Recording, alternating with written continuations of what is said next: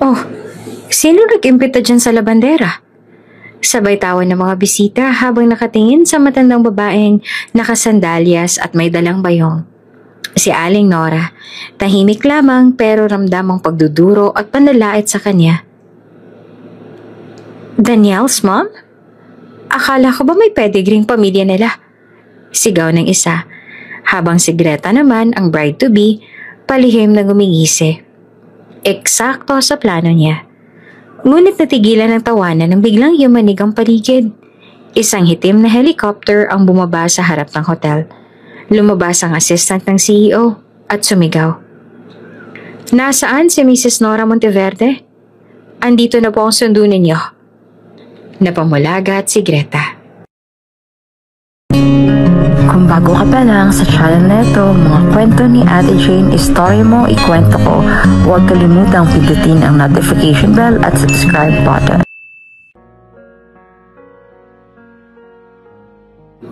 Sa likod ng tagumpay ni Daniel Monteverde ay isang lihim na matagal nang itinago sa mata ng publiko. Habang siya ay kilala bilang isang batang negosyanteng, self-made, isang kilalang personalidad sa mga business forums at lifestyle magazine, ang totoo'y ang ugat ng kanyang tagumpay ay nakaugat sa isang masalimuot at tahimik na kasaysayan. Isang kasaysayang nagsimula sa isang maliit na silid sa likod ng isang mansyon. Si Aling Nora, ang kanyang ina, ay dating kasambahay sa isang malaking hasyenda sa Batangas. Sa kanyang kabataan, naging mapagkumbabang tagalinis sa tagapagluto siya sa pamilya Monteverde. Tahimik, magalang, at hindi palakibo. Ngunit taglay ang kabutihang loob na bihira sa mundo. Sa gitna ng kanyang paglilingkod, hindi inaasahang nahulog ang loob ng among si Don Gregorio Monteverde sa kanya. Isang lihim na pag-iibigan ang namagitan sa kanila. Isang relasyong pinagbawal ng lipunan at tinabingan ng katahimikan. Nang siya'y mabuntes si Don Gregorio, halos mawalan siya ng lakas ng loob. Alam niya hindi niya kailanman matatanggap ng pamilyang Monteverde bilang legal na asawa. Ngunit sa kabila nito, hindi siya pinabayaan ni Don Gregorio. Hindi kita pwedeng pakasalan sa mata ng lipunan, Nora. Minsan ay bulong ng Don habang nakaupo sila sa hardin ng mansyon. Pero ikaw at ang anak natin, kayo ang yaman ng puso ko. At doon, ipinanganak si Daniel, isang batang may dugong Monteverde, ngunit pinalaking malayo sa spotlight. Pinili ni Aling Nora na lumayo mula sa mansyon at mamuhay sa probinsya. Gamit ang suporta ni Don Gregorio, siya ay nakapagpatayo ng maliit na bahay at pinag-aral si Daniel sa mga magagandang eskwelahan.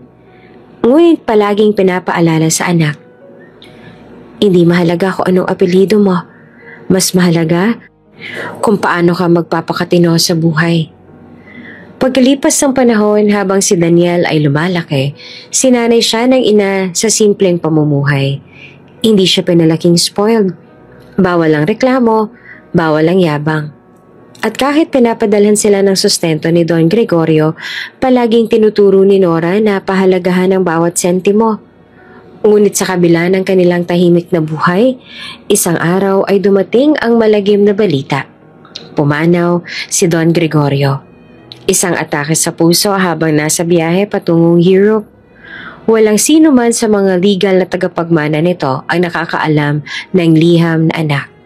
Ngunit bago pa siya pumanaw, may ginawa siyang hakbang. Isang lihim na testamento. Nang araw ng libing, hindi dumalo si Aling Nora o si Daniel. Nanatili silang tahimik sa respeto sa pamilya ng Don. Ngunit isang linggo matapos ang libing, isang matandang abogado na may dalang lihim na sobre ang dumating sa maliit na bahay nila sa probinsya. Nora de la Cruz? Tanong ng abogadong si Attorney Mendez. Opo, ako po yun. Sagot naman ni Nora. Hawak ang basang tuwalya mula sa kanyang paglalaba. May iniwang testamento sa inyo si Don Gregorio Monteverde. Ikaw at ang anak ninyong si Daniel. Kayo po ang tanging kinikilala niyang tagapagmana. Namutla si Nora. Halos nabitawan niya ang tuwalyang hawak. Si Daniel na noon ay bagong graduate sa kolehiyo ay natigilan rin. Hindi makapaniwala ang mag-ina na ilahad ng abogado ang dokumento. Lahat ng ari-arian, negosyo, bank accounts, share sa kumpanya, at mga property sa iba't ibang bansa. Lahat ng ito ay pinangalan kay Nora bilang trustee hanggang sa umabot sa tamang edad si Daniel upang hawakan ang mga ito. Sa mga mata ng batas, siya na ngayon ang may hawak ng Monteverde Empire. Nais ng Don na itago muna sa publiko ang katotohanan ito. Hindi niya gustong magkaroon ng gulo sa pamilya niya, lalo na't malapit na rin siyang mawala noon. Paliwanag ng abogado. At mula noon, tahimik na nagbago ang takbo ng buhay ng mag-ina. Hindi agad iniwan ni Aling Nora ang simpleng pamumuhay. Ayaw niyang bigla ang sumikat si Daniel o mabalot ng intrigang sosyal ang kanilang pangalan. Hinayaan nilang ang pangalan ni Daniel ay kilalanin bilang isang negosyanteng umangat sa sariling sikap. Kahit pa ang totoo, hawak niya ang pinakamalalaking negosyo sa bansa sa ilalim ng pseudonym holdings. Ayoko sa yaman tayo magpakilala, sabi ni Aling Nora kay Daniel isang gabi habang sila ay kumakain ng tinapa. Gusto kong malaman ng mundo na kaya mong tumindig sa sarili mong mga paa. At iyon na nga ang ginawa ni Daniel. Sa edad na 26, nagtayo siya ng tech startup na nagsimula sa maliit na opisina. Kalaunan, ito'y lumago at napasok sa international market. Walang sino man ang nakakaalam na ginamitan niya ng sariling kapital mula sa kumpanyang iniwan ng ama. Para sa lahat, isa siyang ehemplo ng sipag, tiyaga at diskarte. Ngunit habang unti-unti nang lumalapit sa limelight si Daniel, unti-unti na ring nagsisimula ang panganib na malantad ang kanilang lihim. Marami ang nais makipag-ugnayan, makipagkaibigan, at higit sa lahat, makipagrelasyon. At dito magsisimula ang mga susunod na pagsubok, hindi sa negosyo, kundi sa puso. Love, I told you already I'm not eating there. It's so commoner. Reklamo ni Greta habang nakapamewang pa sa harap ng isang kilalang karenderya sa probinsya. Suot niya ang isang mamahaling floral dress na halatang hindi bagay sa alikabok at pawis ng paligid. Hawak niya ang LV handbag at naka-shades pa kahit medyo makulimlim. Si Daniel naman sa kabilang banda, nakasimpleng polo at maong pants lang. Tila mas komportable pa sa paligid kesa sa kasamang fiancé. Greta, masarap ang adobo rito, favorite ni Mama. Dito kami madalas kumain nung bata pa ako. Pilit na paliwanag ni Daniel. Greta rolled her eyes. That's the point, babe. Nung mahirap ka pa, but now, you're Daniel Monteverde. Can't we just go to the Hilltop Garden Bistro or something? Tahimik si Daniel. Sa isang banda, may punto si Greta. Sila nga naman ngayon ay may kakayahang kumain na sa mga mamahaling restaurants. Ngunit sa puso niya, wala namang masama sa karinderya. Lalo na't dito niya nakilala ang tunay na halaga ng pera, ng pamilya, ng buhay. Habang naglalakad pabalik sa sasakyan, hindi napigilan ni Daniel ang mapatingin kay Greta. Maganda siya, hindi ito maitatanggi.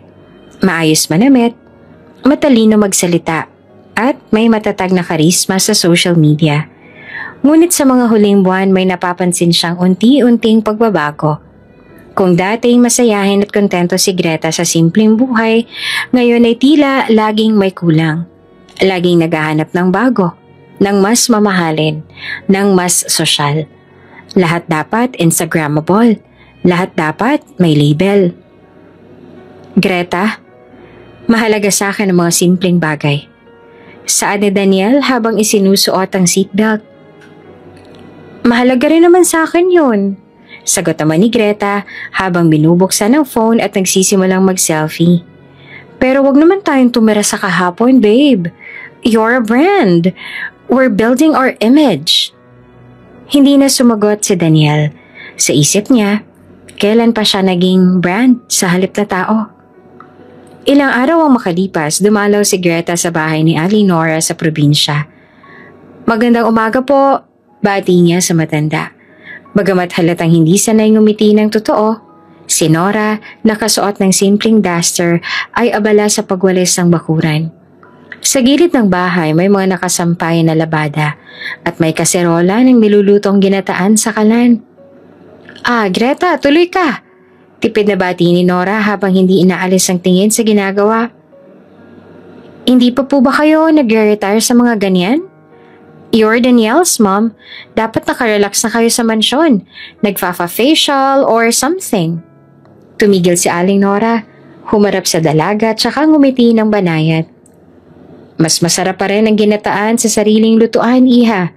At ang simpleng buhay, hindi namin yan kailanman kinakahiya." Napakamot si Greta sa sentido.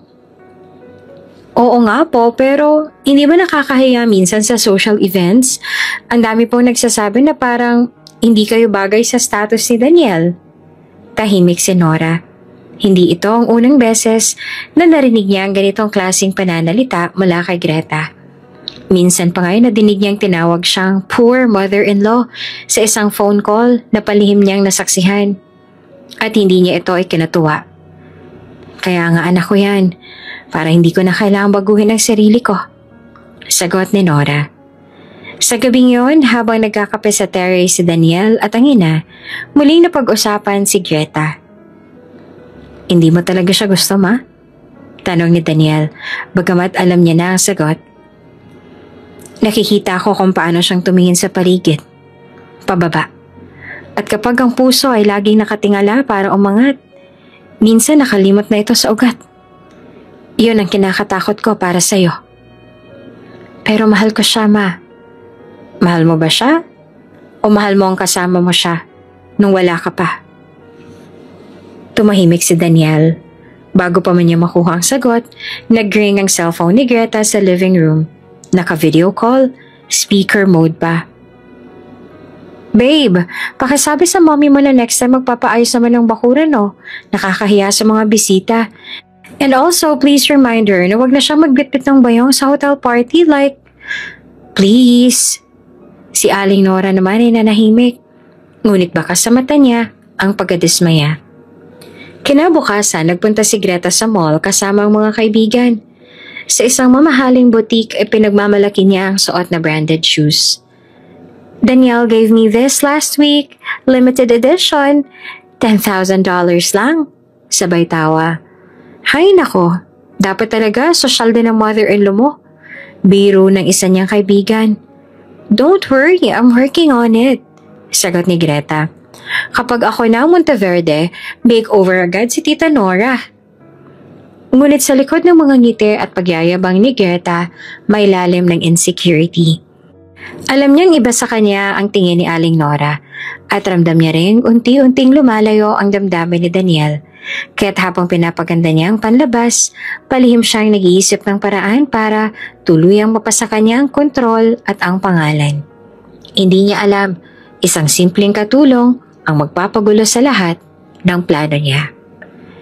Tahimik na umaga sa bahay ni na Aling Nora sa probinsya, ang mga ibon ay nagliliparan sa paligid at ang amoy ng bagong lutong sinangag ay bumabalot sa hangin.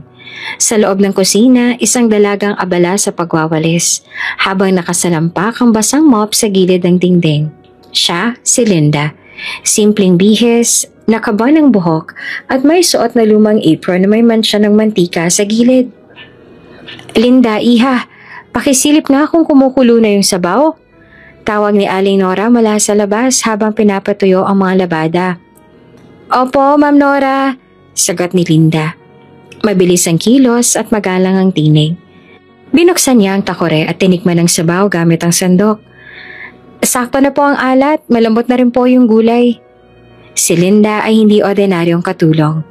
Sa kabila ng kanyang katahimikan at pagkamahiyain, may taglay siyang talino at kabaitang hindi basta-bastang mapapansin. Maliban na lang kung ikaw ay marunong tumingin ng mas malalim. Ilang buwan pa lang mula nang tanggapin siya ni Aling Nora sa bahay bilang kasambahay, galing si Linda sa isang baryo sa Mindoro. Anak ng isang mananahe at isang mangingisda. Pero bata pa lamang siya, iniwan na siya ng ina sa gitna ng bagyo. Isang alaala na hanggang ngayon ay tinik sa puso niya. Hindi ko na po nakita ang nanay ko mula nung araw na yon, Ma'am Nora. Kwento niya isang gabi habang sila ay sabay na kumakain ng lugaw sa balkonahe. Sabi niya babalik siya agad, pero hanggang ngayon wala pa rin siyang balita. Wala rin kaming litrato, basta na lang siyang nawala. Napayakap si Aling Nora kay Linda noon. Waring may kirot din siyang naramdaman para sa dalaga. Mula noon, naging parang anak na ang turing niya kay Linda. Isang araw, dumalaw si Daniel sa probinsya. Galing siya sa isang meeting sa Manila at naisipang sorpresahin ng ina. Pagbaba pa lang niya ng sasakyan, bumungad agad sa kanya ang isang tanawing hindi niya inaasahan. Nakita niya si Linda, nakaluhod sa lupa. Abalang tinatanggal ang mga damo sa gilid ng bakod. Pawisan, may alikabok sa pisngi at may bakas ng sabon sa laylayan ng palda. Ngunit sa kabila ng lahat, may kakaibang aliwala sa mukha ng dalaga. Napangiti si Daniel. Good morning. Nagulat si Linda. Muntik nang matapon ng tabo na hawak niya. Ay, sir, good morning po. Pasensya na po, madumi po ang paligid. Relax. Natatawang sabi naman ni Daniel. Dito nga ako lumaki, diba? Napansin niyang may gasgas sa braso sa Linda. Anong nangyari sa'yo? Natusok lang po ng tinik habang nagwawalis. Hindi naman po malalim. Sagot ni Linda at agad na nagtuloy sa loob para asikasuhin ang agahan. Habang nagkukwentuhan sina Daniel at Aling Nora, hindi maiwasan ni Daniel na mapatingin kay Linda sa tuwing dumaraan ito. Hindi man kagandahan sa paningin ng karamihan ay may taglay itong lambing at kababaang loob na matagal niya nang hindi nakita, lalo na sa piling ni Greta. Ma, matagal na ba si Linda sa'yo? Tanong niya habang iniinom ang kaping barako. Mga 4 na buwan na rin. Mabait, tahimik, walang reklamo. Marunong makaramdam. At higit sa lahat, hindi maarte. Sagot ni Aling Nora, sabay ngiti. Kung ganyan lang sana lahat ng babae. Napaisip si Daniel. Ilang beses na rin kasi niyang nakasama si Linda sa mga simpleng gawain. Pagluluto, pamamalengke, kahit pagtatanim sa likod ng bahay. Nakakagaan ng loob ang dalaga. Hindi mapagkunwari, hindi mapapel. Nang araw ding yon, napilitan si Daniel na manatili sa bahay ng ina dahil sa kanseladong biyahe. Wala siyang dalang masyadong gamit kaya hiniram na lang niya ang lumang t-shirt at shorts na iniwan niya dati. Habang nasa labas siya at nag-aayos ng sirang gripo, lumapit si Linda. May dalang malamig na buko juice. Sir, baka po nauuhaw na kayo? Galing po yan sa likod. Ako pong umakyat ng puno. Baka mahulog ka pa niyan. Biro ni Daniel. Nasanay na po ako. Sa amin po sa Mindoro, palagi ho akong umaakyat ng puno. Lalo na kapag kulang sa pagkain. Kinukuha ko po yung mga bunga para may ulam kami. Biglang nanahimik si Daniel. Doon niya maling naalala kung gaanong kalalim ang pinagdaan ng buhay ng dalaga. Hindi siya tulad ng mga babaeng kilala niya sa Maynila. Hindi nagrereklamo, hindi humihingi. Basta, ginagawa lang kung ano ang dapat. At sa tahimik na sandaling yon, may unti-unting naramdaman si Daniel na hindi niya maipaliwanag. Isang pagtingin na hindi niya inaasahan. At ayaw niya pa sanang aminin. Kinagabihan, habang naglalakad si Daniel sa hardin, nakita niya nakaupo si Linda sa ilalim ng puno ng mangga. May hawak na lumang notebook. Ano ginagawa mo dyan? Tanong niya. Ay sir, nagsusulat lang po. Gusto ko kasing maalalang mga ginagawa ko araw-araw. Para po kung sakaling mawala ako, may maiwan ho akong kwento. Sagot ni Linda, sabay ngiti. Lumapit si Daniel at tumabi. Pwede ko bang basahin? Namula si Linda. Secret po yan sir pero kung gusto niyo po, babasahin ko na lang ng malakas. At nagsimula siyang magbasa. Tungkol sa pag-asa, sa kabutihan ng puso, at sa panalangin na balang araw, makita niyang muli ang ina niyang iniwan siya. Tahimik si Daniel. Sa kanyang puso may unti-unting sinisilang na damdamin. Hindi niya alam kung ito ba ay simpatiya, paghanga, o ang simula ng isang bagay na mas malalim pa. Mainit ang araw sa ginaganap na feeding program ng Monteverde Foundation sa isang barangay sa Quezon. Masaya ang mga bata. Sabay-sabay na nakaupo sa mga monoblock chair habang binibigyan ng lugaw, biskwit at gatas. Nandoon si Daniel, nakasuot ng simpleng polo at jeans, habang siya mismo nagsasali ng lugaw sa mga mangkok. Sa kanyang tabi ay si Linda, may hawak na listahan ng mga bata. Abalang tinutulungan ng ilang matatanda at inang may bitbit na sanggol. Sa di kalayuan, nanunood lamang si Greta. Naka all-white jumpsuit at naka-makeup pa rin, kahit desyerto ang paligid. Suot niya ang isang mamahaling sunglasses at halatang hindi komportable sa amoy at init. Greta, halika dito. Tulungan mo kami. Tawag ni Daniel habang tumutulong kay Linda na mag-ayos ng pila. Love, naka-makeup ako and I think I'm dehydrated. Sagot ni Greta habang pinupunasan ng leeg gamit ang designer handkerchief. Maybe I'll just wait sa car after 20 minutes? Ngumiti lamang si Daniel pero napailing ng palihim. Si Linda sa kabilang banda patuloy lang sa pagtulong. Abot ang ngiti sa mga batang niyayakap niya sa tuwa. Maya-maya lumapit si Aling Nora na may dalang 2 container ng buko juice. Mga anak, uminom na muna kayo. Nakakainit ng ulo ang init. Baka pati damdamin niyo ay mainitan din. Biro niya, sabay kindat kay Linda. Tawanan silang 3. Si Daniel, si Linda at si Aling Nora. Isa na namang eksenang hindi matanggap ni Greta habang pinagmamasdan niya mula sa lilim ng kotse. Napakuyom siya ng palad habang pinagmamasdan ng talagang kasambahay na parang palapit na ng palapit sa mundo ng kanyang fiancé. Ilang araw makalipas, nasa isang simpleng beach outing sina Daniel, Aling Nora at Linda. Dala-dala nila ang lutong pagkain mula sa bahay, pritong tilapia, ginataang langka at inihaw na saging. Naupo sila sa isang nipa hut sa tabi ng dagat habang pinapanood ang paglubog ng araw. Napakaganda po talaga dito, Ma'am Nora. Wala pong ganito sa amin. Ay ni Linda habang nakangiting pinapanood ang mga alon. Totoo, Iha. Dito ako madalas mag-isip noon. Kapag nalulungkot o kapag may problema sa buhay. Sagot naman ni Nora. Tapos, tanong ni Daniel habang pinapataw ang saging sa plato ni Linda. Di uuwi ako mas magaan ng loob. Biro ng matanda. Napatingin si Daniel kay Linda. Hindi niya mapigilang mapansin kung paano ang dalaga ay parang natural sa ganitong simpleng mundo. Hindi kailanman nagpapanggap. Hindi kailanman pilit. Sa bawat ngiti ni Linda, may hinahon. Sa bawat salita niya, may respeto. Bakit kaya hindi ganyan si Greta? Bulong ni Daniel sa sarili.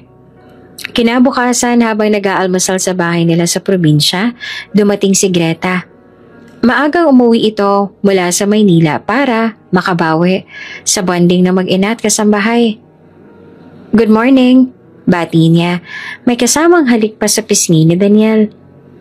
Good morning, sagot naman ni Daniel, sabay alas ng tingin. Lumapit si Greta kay Aling Nora. Tita, may dala po akong Danish pastries from Manila. Super sarap. Gourmet siya. Imported from France. Salamat, Iha.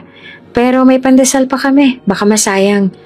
Sagot ni Nora sabay abot ng kape kay Linda. Linda, Iha, ikaw na munang bahala dito sa lamesa, ha? Magdidilig lang ako ng halaman. Dagdag pa niya. Napansin ni Greta kung paanong mas malambing ang boses ng matanda kay Linda kaysa sa kanya. Wala mang direktang salita, pero ramdam niya, hindi siya welcome. Habang naghihiwa si Linda ng mangga, lumapit si Greta. Alam mo, hindi mo kailangang tumambay sa tabi nila palagi. Hindi naman ikaw ang pamilya dito. Bulong niya. Nagulat si Linda, ngunit lumiti lamang. Hindi po ako nangangarap ng ganon, ma'am. Masaya na po akong kasama lang. At sa puntong yon, lalong nadagdagan ang galit ni Greta. Parang mas nakakainis kapag hindi mo kayang paggalitan ng tao. Sa isang charity gala night naman, magkasama sina Daniel at Greta. Suot ni Greta ang isang eleganteng red gown na may bukas sa likod, habang si Daniel ay naka-black tuxedo. Ngunit ang mga ngiti ni Daniel ay halatang pilit. Sa halip na tumabi sa kasintahan, mas madalas siyang makitang kinakausap ang mga volunteer na galing sa foundation. Kasama na roon si Linda na assigned bilang event assistant. "Danielle, come here. Let's take a photo with the media." Tawag ni Greta. "Later na, Greta. Nag-uusap pa kami ng team."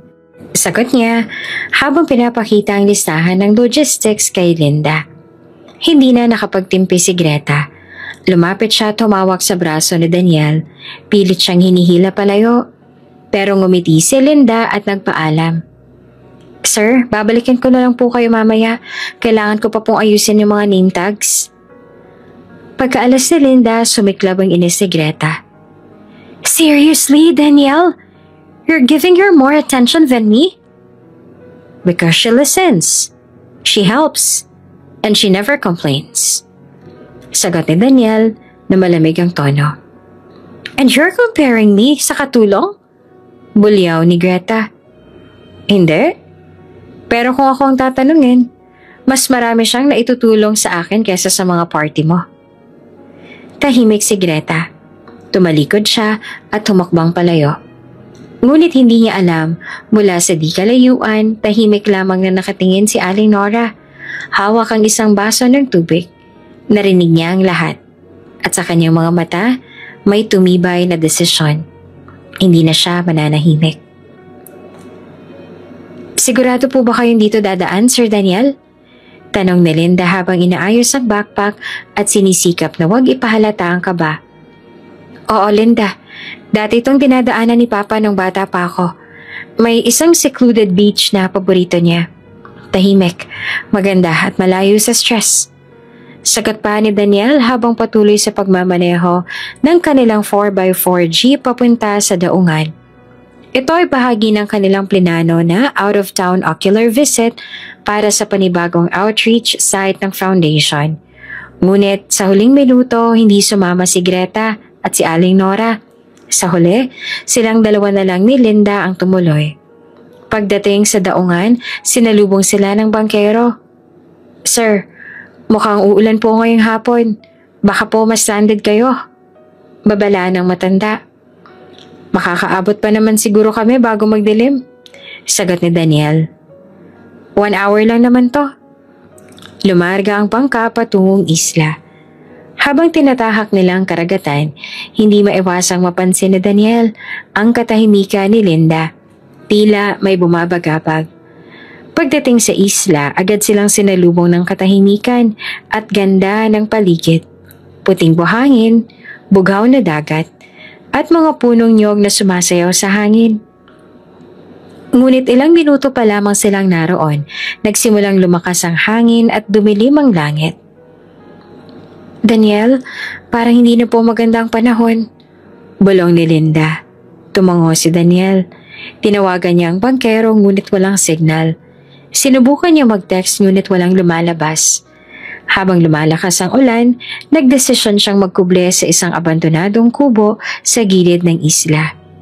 Pagdating doon, nagsimula ng bumuhos ang ulan. Kasabay nito ang malalakas na kulog at kidlat. Nanginginig si Linda, hindi lamang sa ginaw kundi sa takot na hindi niya maitago. "Linda, okay ka lang ba?" Tanong ni Daniel habang iniaabot ang towel mula sa backpack. Hindi na nakasagot ang dalaga. Sa halip ay lumapit siya sa sulok ng kubo. Niyakap ang sarili at napaiyak. "Linda!" Lumapit si Daniel at naupo sa tabi niya. "May trauma po ako sa bagyo," bulong niya. Alas hindi naririnig sa ingay ng ulan. "Dati po iniwan po ako ng mama ko sa isang maliit na bahay sa isla sa amin. Sabi niya babalik siya pagkatapos magtrabaho pero hindi na siya bumalik." Napatingin si Daniel sa kanya. Hindi siya nagsalita. Hinihintay lang ang susunod na sasabihin ng dalaga. "Gabi-gabi po may bagyo. Wala akong kuryente. Walang pagkain. Walang kasama. 5 taong gulang pa lamang po ako noon." Tuloy ni Linda habang nanginginig. "Pinilit kong maghintay. Araw-araw inaabangan ko ang bangka. Pero walang dumating. Hanggang sa kinuha ko ng mga kamag-anak namin at nalaman kong may bago na siyang pamilya. Iniwan niya ako dahil hindi ako kasali sa plano niya.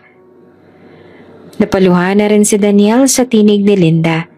Hindi siya makapaniwalang ang tahimik at masayahing dalaga na palaging nakangiti ay may dalang ganitong bigat sa puso. I'm so sorry, Linda. Bulong ni Daniel. Walang batang dapat maiwan ng ganoon.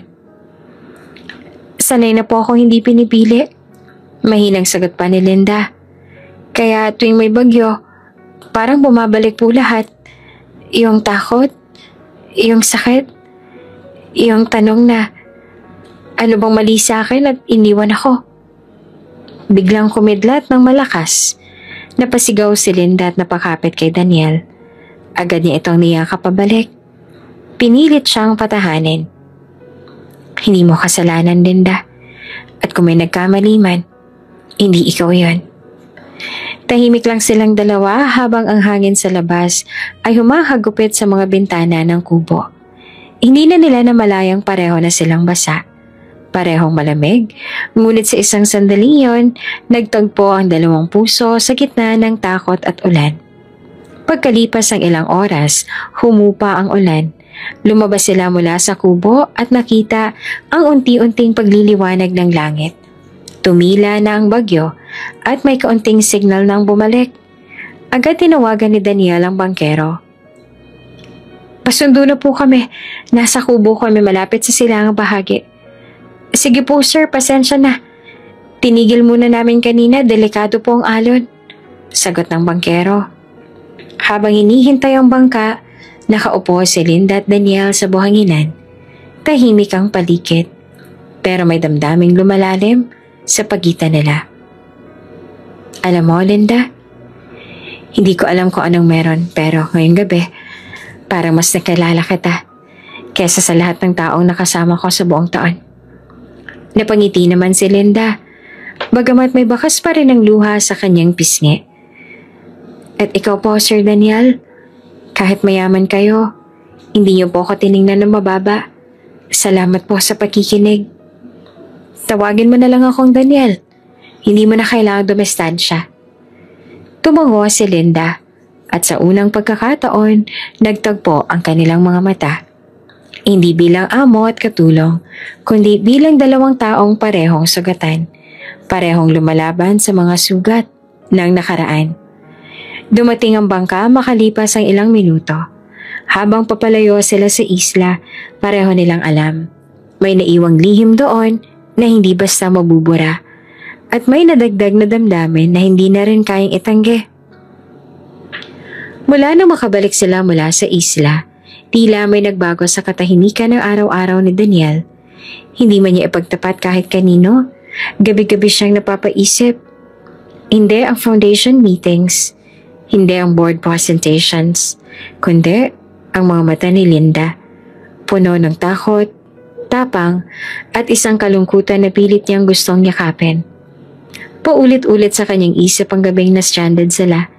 Hindi dahil sa bagyo, kundi sa lalim ng usapan.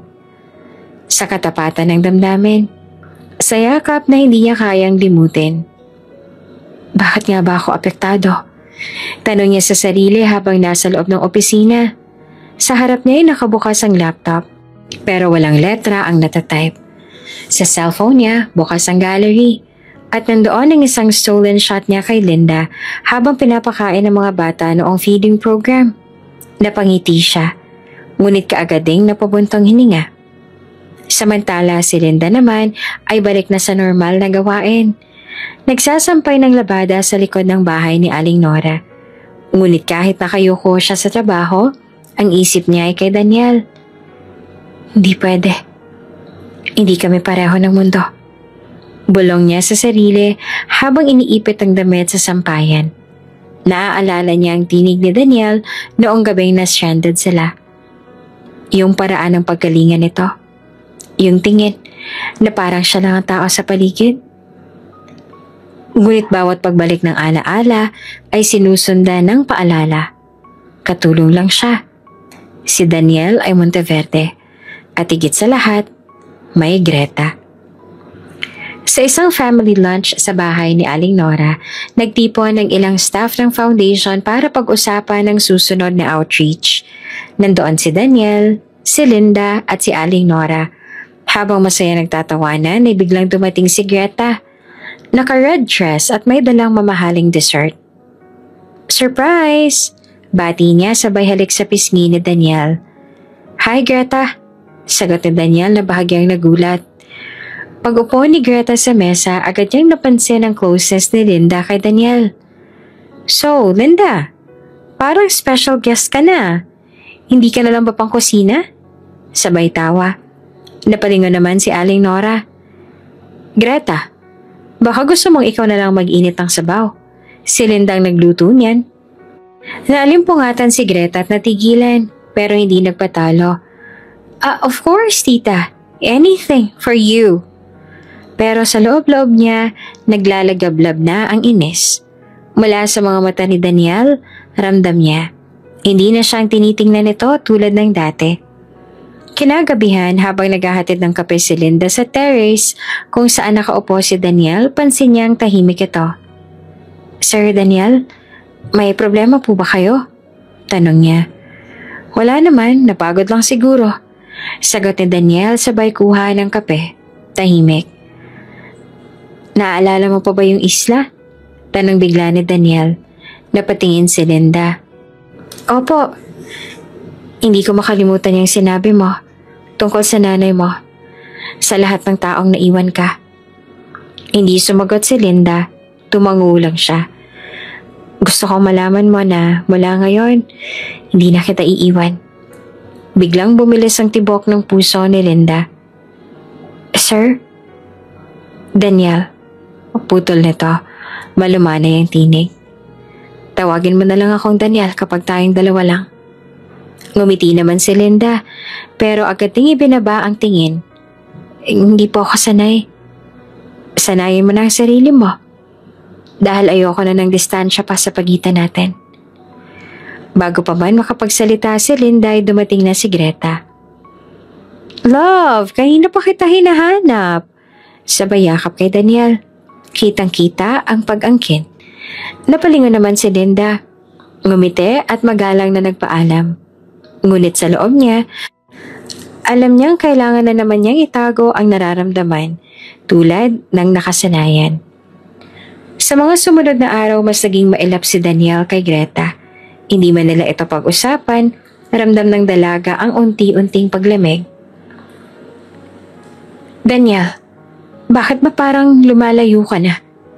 Tanong ni Greta habang nasa kotse sila pauwi mula sa isang dinner party. Wala, siguro pagod lang ako. Tipid na sagot naman ni Daniel. Pagod o sawa? Matalim na tanong ni Greta. Hindi na sumagot si Daniel. At doon, nagsimulang mabuo ang pangamba sa puso ni Greta na baka ang distansyang iyon ay may dahilan. At baka ang dahilan ay isang babaeng tahimik, mapagkumbaba, at hindi niya kailanman itinuring na karibal, si Linda. Ano na naman, Daniel? Third postponement na to. Baliw pa ni Greta habang hawak-hawak ang wedding planner na nilukot niya sa inis. Tahimik lang si Daniel. Nakaupo siya sa harap ng kanyang laptop. Hawak ang phone na may bagong text mula kay Aling Nora. Anak, masamang pakiramdam ko. Pasensya na kung kailangang ipagpaliban muna ang kasal.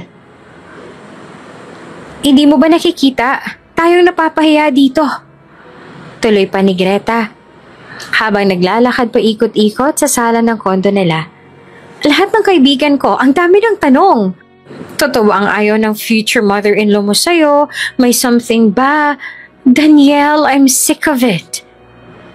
Greta, may sakit si Mama. Hindi natin pwedeng ipilit to. Malamig ngunit mahinahong tugon ni Daniel. Lagi na lang siyang may sakit kapag wedding ng pinag-uusapan. Sa dami ng araw, sa araw ng final food tasting pa talaga, sa araw pa ng rehearsal dinner. Hindi na sumagot si Daniel. Sa totoo lang, kahit siya ay nagsisimula ng magduda. Hindi sa sinseridad ng ina niyang si Aling Nora, kundi sa intensyon nito. Hindi ito tipikal na pang-iwas. Parang may sinasadya. Ilang linggo na ang lumipas, muling inayos ang schedule ng kasal.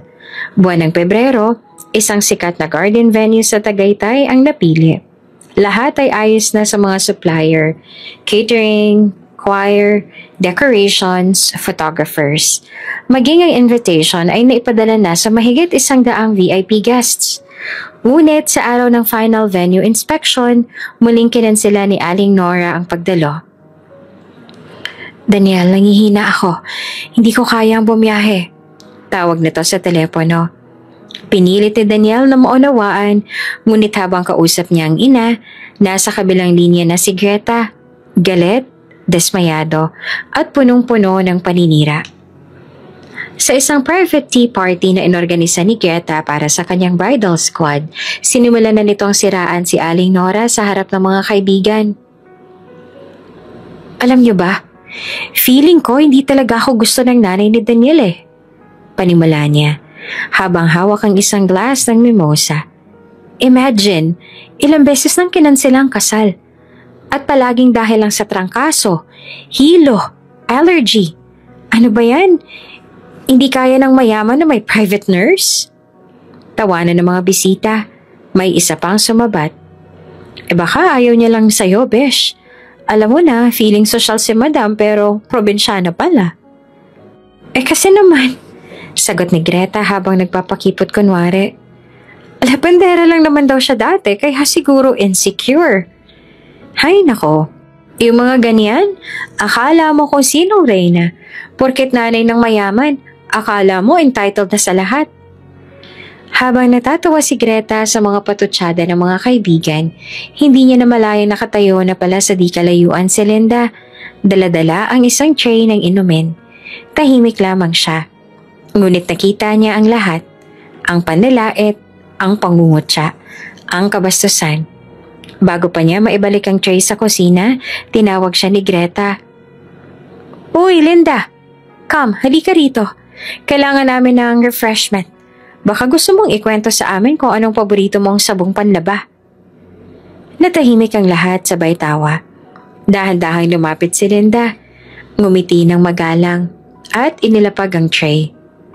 Pasensya na po kayo, ma'am. Hindi po ako sanay sa sosyal na inuman. Pero kung kailangan niyo po ng tulong sa labada, marunong po akong magtanggal ng mantsa gamit ang tunay na respeto, hindi panlalait. Biglang natahimik ang mesa. Tumayo si Linda at umalis nang hindi umiimik pa. Ngunit sa bawat hakbang niya, ramdam ni Greta na unti-unting nawawala ang kontrol sa mga tao sa paligid niya. Kinagabihan, habang naghahaponan sina Daniel at Aling Nora sa probinsya, tahimik lamang ang lalaki. Anak, pasensya ka na ha kung palagi kong kinakansel ang kasal ninyo. Malumanay na sabi ng ina. Ma, totoo bang may sakit ka talaga? O ayaw mo lang talaga kay Greta? Tanong ni Daniel ng diretsyo. Hindi agad sumagot si Nora. Tumingin ito sa anak. Seryoso ang mga mata. Hindi ko siya gustong maging asawa mo, Daniel. At hindi dahil labandera lang ako, kundi dahil hindi siya marunong rumespeto. Hindi lang sa akin, pati sa'yo. Napayo ko si Daniel. Alam niya namang may katotohanan ng sinabi ng ina. Sa tuwing nakikita niya si Greta, naroon ang ganda, ang status, ang mga pangarap ng mundo. Ngunit wala roon ang puso. Pero mahal ko siya. Siguro nga hindi na gaya ng dati pero, anak, minsan ang akala nating pagmamahal ay utang na loob lang sa taong sumama sa atin sa hirap. Pero may masarap pa pala. Yung kasama ka hindi dahil kailangan mo, kundi dahil pinili ka niya araw-araw. Tahimik, walang sagot si Daniel, ngunit sa puso niya may bahagyang pag-amin. Totoo ang lahat ng yun. Sa mga sumunod na araw, muling pinilit ni Greta na ayusin ang kasal. Nagpadala siya ng mga bagong regalo kay Aling Nora. Nagpakitang tao sa mga charity work kahit ayaw niya. Ngunit para kay Aling Nora, huli na ang lahat. At para kay Daniel, palamig na ng palamig ang damdamin. Sa isang panibagong postponement meeting, habang hawak ang bagong wedding calendar, tahimik na sinabi ni Daniel, "Greta, baka kailangan muna nating pag-isipan ulit kung ito pa ba talaga ang gusto nating dalawa." Biglang nabitawan ni Greta ang planner. "What are you saying?" "Wala pa akong sinasabi. Pero ramdam mo na rin, diba? Lahat na lang pilit." Ramdam ni Greta ang panlalamig, ang distansya, at habang nakaupo siya mag-isa sa bridal boutique, ilang oras matapos ang pag-uusap nila, tahimik siyang lumuluha. Hindi pa man natutuloy ang kasal, tila pinuputol na ito ng panahon. May isa tayong guest of honor ngayong gabi na sobrang special, sobrang humble, kaya kailangan nating bigyan ng spotlight. Bulong ni Greta kay Hannah habang nasa backstage sila ng ballroom sa isang 5-star hotel sa Makati. Sa likod ng kanyang maladyosang gown at mapang-akit ng ngiti, may nakatagong tuso, isang planong sinadya upang durugin ang pagkatao ng isang matandang babae, si Aling Nora. "Nakaset up na ba ang mga tanong?" Tanong ni Greta. "Oo besh, don't worry." Akala niya talk show lang.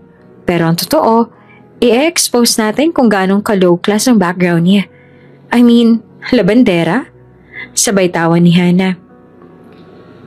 Sa kabilang dako, nakatayo naman si Aling Nora sa labas ng ballroom. Suot ang kanyang pinaka-formal na barot saya. Bitbit ang bayong na may lamang kutsinta at pichi-pichi, gawa mismo ng kanyang mga kamay. Ang imbitasyon ni Greta, ayon dito, ay isang intimate celebration and recognition para sa mga inang naging inspirasyon. Hindi siya nagdalawang isip dahil ang akala niya'y totoo ang paanyaya. Pagpasok niya sa loob, agad siyang pinagtinginan. "Sino yun? Nakabayong? Baka catering. Wait, siya yung nanay ni Daniel, diba?" Sa bawat bulong, naramdaman ni Aling Nora ang mga matang sumusukat sa kanya. Ngunit nagpatuloy lamang siya. Mahinahong ngumiti at taas noo. Sa loob ay may sariling mundo si Greta. Palibhasa ay kilala, mayaman at hinahangaan. Ngunit sa loob ng kanyang isip, hindi siya mapalagay. Ang lalim ng insecurity niya kay Linda at kay Aling Nora. At dahil hindi niya kayang kontrolin ang nararamdaman ni Daniel, pipilitin niyang kontrolin ang nararamdaman ng mga tao sa paligid. Nang magsimula ng programa, lumapit si Hannah sa mic bilang host. "Ngayong gabi, magkakaroon tayo ng munting Getting to Know You segment with someone very close to a future Monteverde bride." Tumawa si Greta sa loob ng crowd. Future, ang diin niya. Parang gusto niyang ipamukha sa lahat na siya ang tagumpay. At ang ina ni Daniel ay hadlang lang sa perfect na kwento. Tinawag si Aling Nora sa gitna ng ballroom. "Mrs. Nora Monteverde, palakpakan naman natin." Ani Hannah sabay abot ng mic sa matanda. Bahagyang nagulat si Nora pero lumapit pa rin. Sanay siyang ini-interview sa mga charity events. Kaya inakala niyang totoo ang sinseridad ng tanong. "Ma'am Nora, we heard you had a very inspiring life. Can you share with us what your first job was?" Ngumiti si Nora. "Ako po ay naging labandera, naging tagaluto, nag-alaga ng matanda.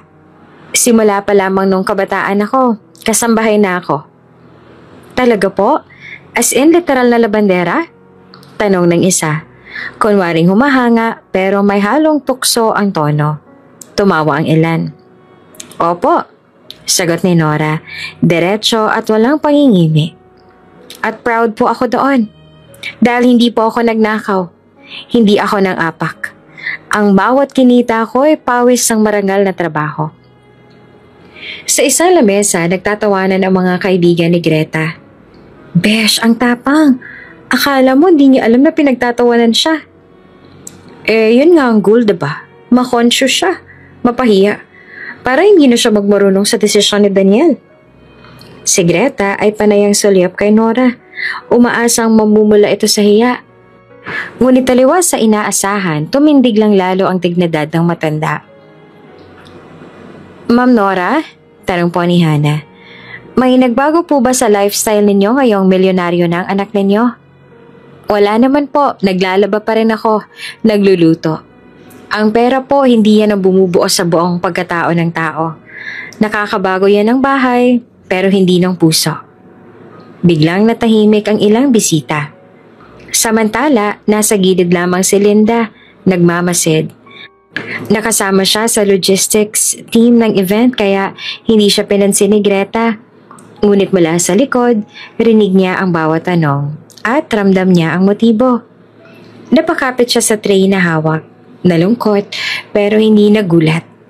Kilala niya na ang estilo ni Greta at ngayong siya na mismo nakakita kung paano tahasang pinapahiya ang isang taong walang ginawang masama.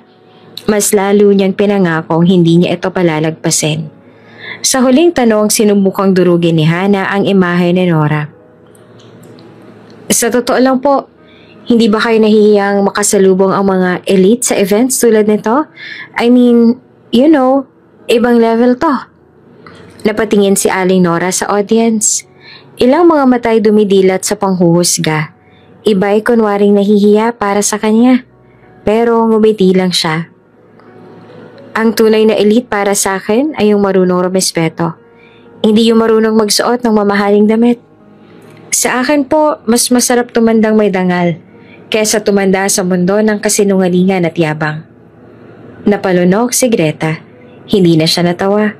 At sa kauna-unahang pagkakataon sa gabing yon, napahiya siya nang hindi siya ang target.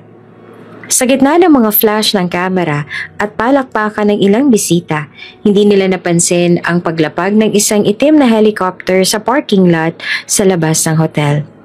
Ang dala nito, hindi lamang dokumento, kundi katotohanang babaliktad sa lahat ng inakala nilang totoo. Cheers!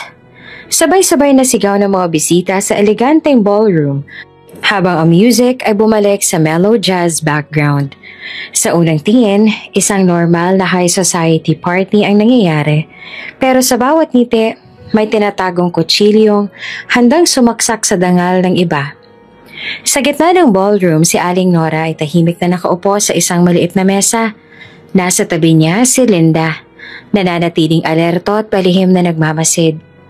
Ilang minuto lang lumipas mula nang siya ipahiya sa harap ng crowd, pero nananatiling dignified si Aling Nora.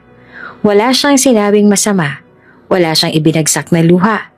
Ang katahimikan niya ay mas malakas kesa sa sigawan. Ang kapal rin ng mukha mo, no? Bulong ng isa sa mga kaibigan ni Greta habang lumapit sa mesa ni Aling Nora. Correct, kaya kami nang bahala. Watch this. Sabay kuha ng wine at tumayo. Lumapit ang grupo sa mesa, kunwaring magiliw parang gusto lang makipagtsikahan. Tita Nora, wow ha, natouch kami sa kwento mo kanina, pero curious lang, ilang taon po ba kayong nagtagal bilang katulong? Ngumiti si Nora. Siguro mga 18 taon. Iba't ibang trabaho. Sa una, tagaluto tapos nag-alaga ng matanda. Hanggang sa natutunan ko na rin maglaba at magplansya. Kaya pala ang galing niyo magdala ng bayong. Sabat pa ng isa sabay tawa. Aminin niyo po, may sentimental value yan, diba? Nagkatinginan ng grupo, sabay-sabay ang halos hindi mapigilang tawanan. Hindi po ako basta nagbibitbit ng bayong, sagot naman ni Aling Nora. Mahina, ngunit buo ang tinig. Nagbibitbit ako ng pag-asa at ng pagkain para sa mga taong totoo sa akin. Pero hindi doon nagtatapos ang pasaring. Tita, since close naman kayo kay Daniel, tanong lang, totoo po ba na sinanay niyo siyang simple para hindi siya ma-pressure sa background niya? O baka naman sinanay niyo po para hindi niya makita ang totoo niyang estado? Dagdag ng isa, sabay higo pa ng alak. Tahimik si Aling Nora, hindi siya sumagot. Ngunit si Linda na kanina pa napapatingin ay hindi na nakatiis. Pasensya na po, sabat niya at lumapit sa mesa. Pero hindi po ba kayo naiilang? Nakangiti po kayo pero kitang-kita namang naninira lang kayo. Nagulat ang grupo. Excuse me? Katulong ka lang. Huwag ka nga sumingit dyan. Katulong nga po, pero hindi po ako bastos. Tumahimik ang paligid ng mesa. Si Aling Nora, bagamat nakatingin kay Linda, ay tila pinipigil ang ngiti. Ramdam niya ang galit at pagtatanggol ng dalaga. At ramdam din niyang hindi siya nag-iisa. Lumapit si Greta, hawak ang wine glass. "Oh, Linda, you're being too emotional. We're just joking here." Biro pa ba yung pagtawag ng bayong at labada? Biro ba yung pagtatanong na parang ikinakahiyang pinanggalingan ng isang tao? Ay nako, don't be so sensitive. Hindi lahat ng bagay tungkol sa'yo. Tumawa muli ang grupo. Ngunit kakaiba na ang aura ni Greta. Hindi na ito pa cute. Hindi na ito simpleng patawa. Lantaran na ang panlalait. Ngunit kahit ganoon, si Aling Nora ay nananatiling tahimik. Nakatungo siya saglit, tsaka tumingala. Tinitigan isa-isa ang mga babaeng nasa harapan niya. Alam nyo, kung tatanungin niyo ako kung bakit hindi ako napipikon sa lahat ng sinasabi niyo, simple lang ang sagot. Napatingin sila. Dahil hindi ko kailangang patunayan sa inyo kung sino ako. Mas kilala ako ng Diyos, ng anak ko, at ng sarili ko. Sa kabilang bahagi ng ballroom, may paparating na assistant mula sa elevator. Bit-bit ang isang envelope, mabilis ang lakad, at tila may hinahanap. "Excuse me po," bulong nito sa isang waiter. "Andito po ba si Mrs. Nora Monteverde?" Tumango ang waiter at itinuro ang direksyon kung nasaan si Nora. Ngunit hindi pa ito dumating sa eksena. Sa gitna ng ballroom, patuloy pa rin ang mga pagkunwaring chismisan na ang layunin ay guluhin ang isipan at damdamin ng matanda. Hangad nila na sa bawat tanong, bawat birong nakamamatay ay dahan-dahang mababawasan ang kumpiyansa ni Aling Nora. Ang hindi nila alam, hindi lang karangalan ang pinoprotektahan ng matanda, kundi isang lihim na kay tagal niya ang inilihim, na siya ang tunay na may hawak ng kapangyarihan. Sa loob ng kanyang bag, naroon ang isang maliit na envelope na hindi pa niya binubuksan sa loob ng maraming taon. Testamento ng yumaong Don Gregorio. Ang nilalaman nito, lahat ng ari-arian, negosyo at karangalan ng pamilya Monteverde ay ipinagkakatiwala sa kanya hanggang sa tamang panahon. Ngunit ngayon, sa harap ng panghuhusga, pakiramdam niya ay malapit na ang tamang sandali para ang katotohanan ay sumabog sa harap ng mga mapanghusgang mata. Habang papalapit ang assistant, habang papatapos ang ginagawang paninira ng grupo ni Greta, at habang pinipigilan ni Linda ang sarili niyang luha sa galit, ang gabing ito ay unti-unting humahantong sa punto ng hindi na mababalik na katotohanan. Ang halakhak ng mga nanlait ay magbabago ng tono. Ang katulong na tinatawag nilang kahihiyan ay lalampas sa lahat ng inaakala nilang nararapat sa salitang respeto. Laking gulat ng lahat. Si Aling Nora pala ang tunay na may hawak ng kayamanan ng pamilya. Lahat ng yaman ni Daniel ay nakapangalan rin sa kanyang ina. Pinaalala ng abogado ang habilin ng ama na bantayan ang mapapangasawa ni Daniel. Tahimik ang ballroom matapos ang dramatic na pag-alis ni Aling Nora at Linda upang sumakay sa helicopter. Ang party na sinadya ni Greta para sa sariling tagumpay ay nauwi sa isang nakakabinging katahimikan. Anong nangyayari? Bulong ng ilang bisita. Bakit may sundo si Tita Nora na helicopter? Bakit ang suot niya simple lang pero may VIP escort? May hindi ba tayo alam? Ngunit hindi pa tapos ang gabing yon. Maya-maya bumalik sa ballroom ang lalaking nakaitim na suit, ang assistant na sumundo kay Aling Nora. At sa pagkakataong ito, dala niya ng mikropono at isang envelope na may selyo ng Monteverde Legal Counsel. "Good evening," wika niya. "Ako po si Samuel Rosales, ang legal assistant ni Attorney Del Fierro. May pahintulot po ako mula kay Mrs. Nora Monteverde para basahin ang bahagi ng dokumentong iniwan ni Don Gregorio Monteverde, ama ng inyong host na si Daniel." Lalong tumahimik ang lahat. Sa gitna ng crowd, si Greta ay napatayo. "Wait lang, bakit dito? Anong meron? Bakit kailangang basahin ng kung anumang testamento sa harap ng party?" Ngunit dire-diretso si Mr. Rosales. Isang bahagi po ng habili ng yumaong Don Gregorio ay ipagkatiwala kay Mrs. Nora de la Cruz, mas kilala ngayon bilang Mrs. Nora Monteverde. Binuksan niya ang dokumento at binasa ng malinaw. Ang lahat ng pag-aari, negosyo at ari-ariang nakapangalan sa Monteverde Holdings ay ipinagkakatiwala ko sa aking kinakasamang si Nora de la Cruz, habang hindi pa kasal ang aking anak na si Daniel Monteverde. Layunin nito na mapangalagaan ng aming pinaghirapang yaman mula sa sino mang maaaring pumasok sa pamilya, dala ang pansariling interes. Napamulat ang mga tao. Siya pala ang trustee? Hindi si Daniel? Hindi pa pala siya ganap na may-ari? Yung ina niyang labandera? Si Greta ay hindi na makapagsalita. Nanlalambot siyang napaupo habang hawak pa rin ang wine glass. Sa unang pagkakataon, naramdaman niyang hindi siya ang may kontrol. Hindi. Imposible to. Si Daniel ang CEO. Siyang may hawak ng shares. Ngunit itinuloy ng assistant ang paliwanag. Bilang hindi pa kasal si Daniel, nananatili po sa kanyang ina ang lahat ng karapatang legal sa Monteverde Fortune. Naka-temporary hold ang direct control ni Mr. Daniel Monteverde. Ayon sa clause ng testamento para masigurong integridad ng magiging asawa. May ilang mga bisita ang napangiti. Parang may nakitang hustisya sa nangyayari. Tama lang, ang yabang ni Greta kanina. Buti nga sa kanya. Sa labas ng ballroom sa loob ng helicopter, si Aling Nora ay nakatingin sa ilaw ng syudad. Tahimik lang siya habang si Linda ay nakaupo sa tabi niya. Bakit hindi po ninyo agad sinabi sa lahat? Tanong ni Linda. Ngumiti ang matanda. Dahil hindi ko kailanman hinangad ang karangyaan. Pero ngayon pinilit nila akong ipahiya sa mundong to. Kailangan kong ipakita. Ang labandera nila ay hindi lang ina ng mayaman. Siya ang pinagkatiwalaan ng isang imperyo.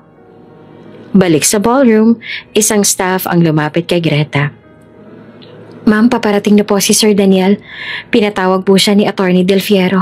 Nakalanding na po sa rooftop. Hindi naman makakilos si Greta. Hindi niya alam kung dapat ba siyang tumakbo palabas o manatili at ipagpilitang wala siyang alam. Ang lahat ng binuo niyang imahe, ang mga pagpapanggap, ang pagpapahiya niya kay Nora, ang mga scripted na tanong, lahat ng ito ay nawasak sa isang revelasyon. Ilang sandali pa, may mga taong lumapit kay Greta. Kanina mga kaibigan niya. Greta, alam mo ba to? Sinadya mo bang ipahiya si Tita Nora kahit siya palang may hawak ng lahat? Grabe ka pala, girl. Hindi na siya sumagot. Sa wakas, wala na siyang mapagtaguan. Maging ang mga ngiting dating kakampi niya ay naging mga tingin na puno ng panghuhusga. Ang party ay biglang naging isang courtroom. At siya ang akusado sa harap ng sariling kasinungalingan. Mula sa rooftop, helipad ng hotel, pababa sa VIP elevator, mabilis ang hakbang ni Daniel Monteverde. Nakatanggap siya ng tawag mula sa legal team, ilang minuto lang ang nakalipas. Hindi niya lubos maintindihan ang detalye, pero isang bagay lamang ang malinaw.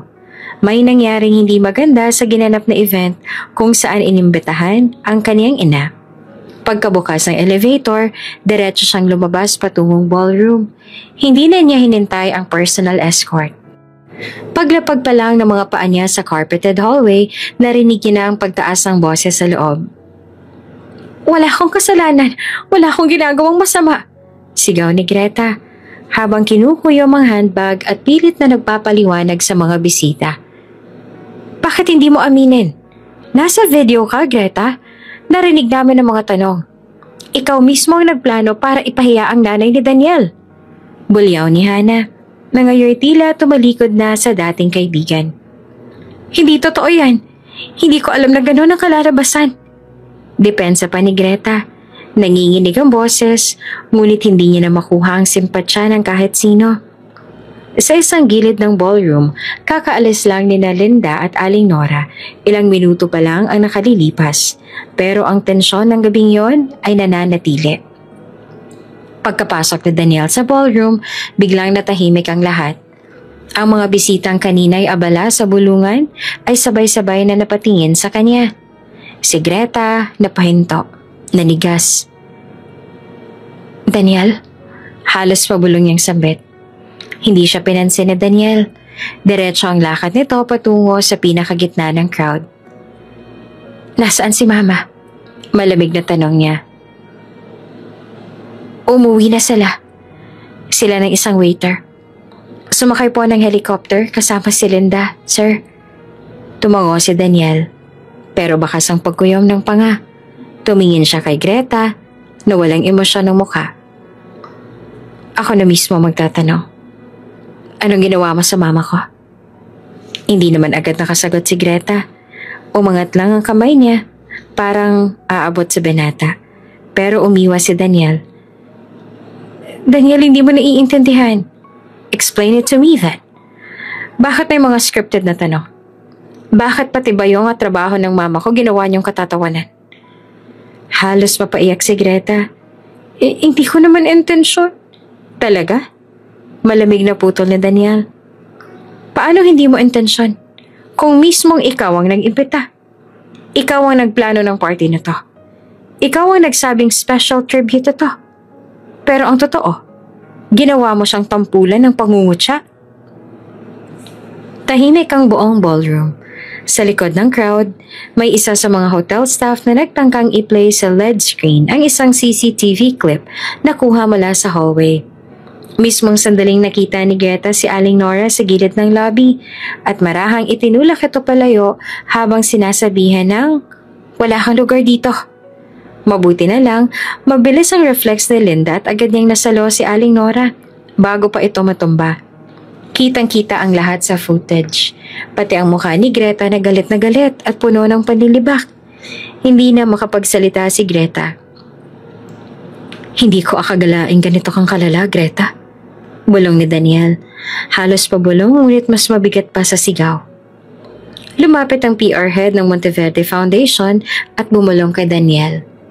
Sir, kailangan natin maglabas ng statement. Nag-viral na po ang nangyari. May clips ng panlalait, ng helicopter, pati yung legal assistant na nagbasa ng will. Trending na po ang pangalan ni Mrs. Nora Monteverde. Hindi naman sumagot si Daniel. Nakatingin pa rin siya kay Greta. Pero ngayon, mas bakas na ang sakit kesa galit.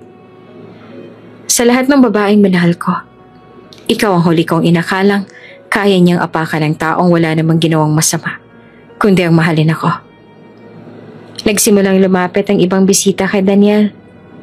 Sir, pasensya na po. Hindi namin alam ang totoong pagkatao ng inyong ina. Ngunit hangang-hanga kami sa kanya. Napakabait po pala talaga ni Mrs. Nora. Hindi siya kailanman nagpakitang may hawak pala siya ng ganong kayaman. Yung sinabing mas masarap tumandang may dangal kaysa tumanda sa mundo ng yabang, hindi ko po yun makakalimutan. Napalunok si Greta. Parang nawalan siya ng lupaing matatayuan. Sa labas ng hotel habang nag-aabang ng sasakyan, naroon si Greta. Mag-isang nakaupo sa concrete bench. Lumapit ang isa sa dati niyang kaibigan, si Hannah. Hindi mo ba naisip, Greta? Kung sinadya mong ipahiya ang ina ng fiancé mo, anong klaseng asawa ang gusto mong maging? Hindi sumagot si Greta. Sa kauna-unahang pagkakataon, wala siyang maipagmamalaki. Sa loob ng sasakyan pauwi, si Daniel ay nakatingin sa labas ng bintana. Hawak ang cellphone, sa inbox niya may isang bagong message mula kay Linda. Nasa bahay na po kami. Okay naman na po si Ma'am Nora. Tahimik lang siya pero ramdam kong nasaktan siya. Hindi agad nakasagot si Daniel, ngunit sa puso niya, isa lang ang malinaw. May isang relasyon ang tuluyang gumuho at may isang katotohanan na matagal niya nang dapat nakita. Hindi palaging ang matunog ang totoo. Minsan ang tahimik ang mas may bigat. Daniel, please pakinggan mo muna ako. Nanginginig ang boses ni Greta habang pilit na humahabol kay Daniel palabas ng ballroom. Ngunit hindi siya nilingon ng binata. Dire-diretso lang si Daniel sa loob ng hotel. Mabigat ang bawat hakbang. Kasabay ng malamig na katahimikan ng mga bisitang kanina'y sumasamba kay Greta, ngayon, iisa lang ang laman ng kanilang mga mata, panghuhusga. Hindi ko naman intensyong saktan si Aling Nora. Muling sigaw ni Greta habang hinahabol si Daniel, pero tila baga ang bawat salita ay nahuhulog lang sa sahig, walang saysay. Greta. Tumigil si Daniel sa harap ng glass door. Huminga siya ng malalim at saka hinarap ang babae. Sa dami ng ginawa ko para sa'yo, sa haba ng panahon na tiniis ko ang pagmamataas mo, ito na ang sukdulan. Pero, tumigil ka. Mahinahon ang boses ni Daniel, pero bawat salita ay may bigat. Hindi mo kailanman minahal ang pamilya ko. Hindi mo rin ako minahal. Ang minahal mo lang ay yaman, ang reputasyon, ang pangalan ng Monteverde. Pero hindi ang lalaking may dugong simpleng katulong. Nang marinig ito ay nanlumo si Greta. Lumuhod siya. Hawak ang laylayan ng slacks ni Daniel. Mahal kita, Daniel. Totoo yun. Nadala lang talaga ako. Akala ko maaayos ko pa. Kaya ko pang bumawi. Please. Umiiyak siya ngayon. Basang-basa ang maskara. Humahagulhol sa sahig ng Grand Ballroom na minsang naging entablado ng kanyang pagyayabang. Ang mga kaibigan niya, wala na. Umiwas na ang lahat. Halos walang gustong tumingin sa kanya. Lumipat ang isa pang waiter, pilit na nagbibigay ng tissue. Ma'am, baka gusto po muna niya sa lounge. Ngunit itinaboy lang ito ni Greta. Daniel, please, huwag mo akong iwan. Dahan-dahang lumapit si Daniel. Saglit na tumahimik ang paligid. Maraming mata ang nakatutok. Sa harap ng lahat, yumuko si Daniel kay Greta. Mahina pero klaro ang sinabi. Hindi ko na kailangang iwan ka, Greta. Matagal mo na akong iniwan. Noong araw na tinapakan mo ang pagkatao ng nanay ko. Tumalikod si Daniel. Iniwan si Greta sa gitna ng ballroom. Nakaluhod, luhaan, at basag na basag ang dangal. Wala ni isang tumulong sa kanya. Yung mga socialite na dati niyang kaklose, hindi na siya kayang tignan ng diretsyo. Ang mga dati niyang squad ay tahimik na nagsialis. Pilit na iniiwasang madamay. Maging ang manager ng hotel ay lumapit kay Greta. Ma'am, we'll escort you out po. Baka gusto niyo pong magpahinga sa private room muna? Hindi sumagot si Greta. Tila tulala. Tila biglang nabura ang lahat ng kanyang ipinagyayabang, ipinaglaban, at inakala niyang kanya habang buhay. Sa labas ng hotel, mabilis na sumakay si Daniel sa kanyang sasakyan. Sa loob, binuksan niya ang phone at binasang muli ang mensahe ni Linda. Okay na po si Ma'am Nora. Tahimik lang siya pero nagpasalamat. Napapikit si Daniel. Pinigilan ng luha. Para bang may humaplos sa puso niya. Hindi dahil sa sakit na iniwan ni Greta, kundi sa pakiramdam ng pagkabigo sa sarili.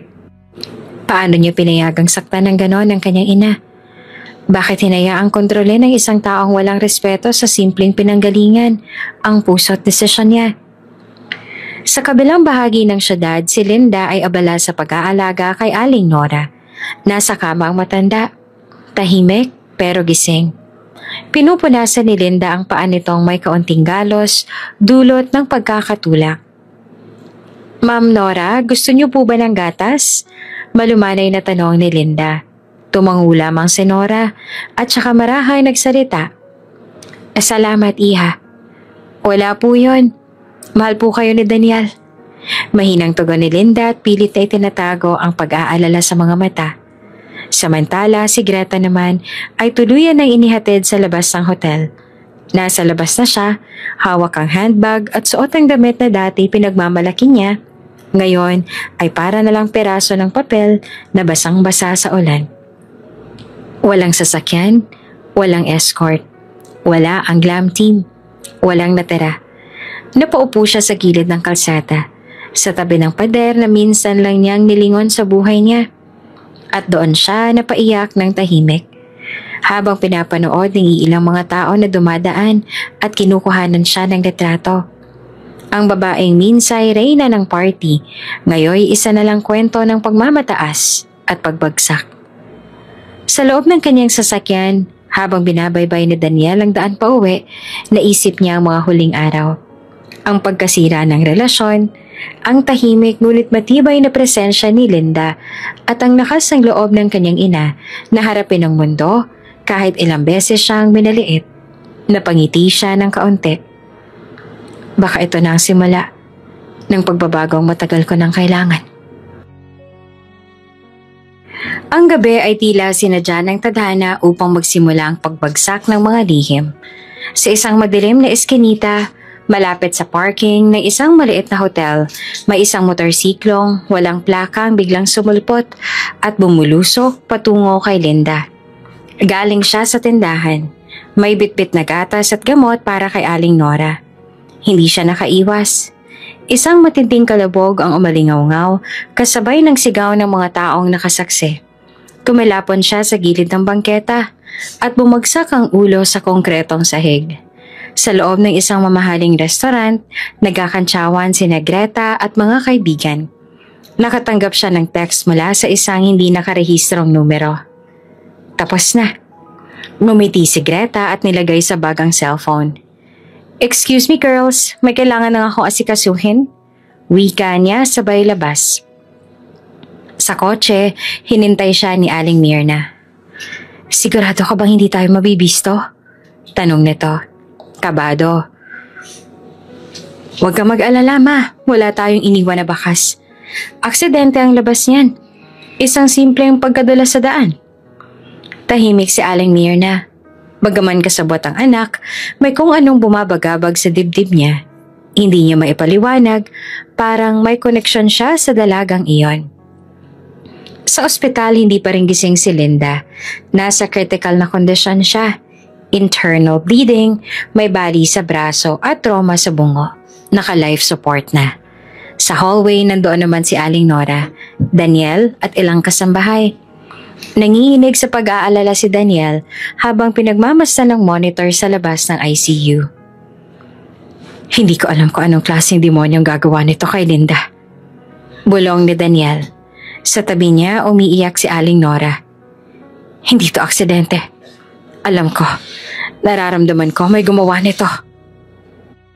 Sa kabilang dulo ng ospital, si Aling Mirna ay tahimik na nakasilip sa loob ng ICU mula sa bintanang salamin. Doon niya unang nakita ang buong katawan ni Linda. Duguan, walang malay at nakaratay sa kama. Habang pinupunasan ng nurse ang braso nito upang linisin ang sugat, napansin niya ang isang bagay na halos ikinagiba ng kanyang mundo. Isang birthmark. Hugis puso sa loob ng kaliwang braso ni Linda. Nalaglag ang hawak niyang bag. Napaatras siya. Nanlaki ang mga mata. Tila binuhusan ng malamig na tubig ang kanyang katawan. Hindi. Imposible. Ngunit malinaw sa alaala niya. Bata pa si Linda nang iwan niya ito. Siya mismo nagtuturo sa anak kung anong itsura ng puso gamit ang birthmark nito. Biglang bumalik sa kanya ang huling eksenang nakita niya ang anak. Isang batang umiiyak habang kumakaway mula sa bintana ng lumang bahay sa isla. "Ako yon, Mama. Babalik ka, diba?" Ngunit hindi na siya kailanman bumalik. Napaupo si Aling Mirna sa sahig. Nagtakip ng bibig habang umiiyak ng tahimik. "Si Linda? Anak ko?" Ngayon lang niya napagtanto kung bakit. Kahit sa simula pa lang ay may kung ano ng bigat na nararamdaman siya tuwing nakikita o nababanggit si Linda. Ang tila selos niya noon ay hindi lang dahil kay Greta, kundi dahil may dugo siyang kinikilala sa dalagang iyon.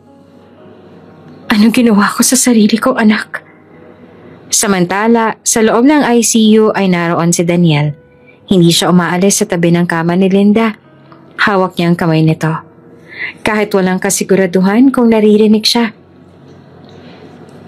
"Linda, pakiusap, lumaban ka. Kung maririnig mo lang ako, gisingin mo ako. Sigawan mo ako. Kahit sampalin mo ako, basta magising ka lang." Tahimik ang silid. Tanging tunog ng heart monitor ang naririnig. Kinabukasan, tinawag ng doktor si Aling Nora at si Daniel. "We need a liver donor. Her injuries triggered a failure in her liver. Kung walang magdodonate, baka hindi na siya tumagal ng ilang araw." Agad tumingin si Daniel kay Aling Nora. May kakilala ka bang pwedeng mag-donate? Ngunit bago pa makasagot si Aling Nora, isang boses ang nagsalita mula sa likod nila.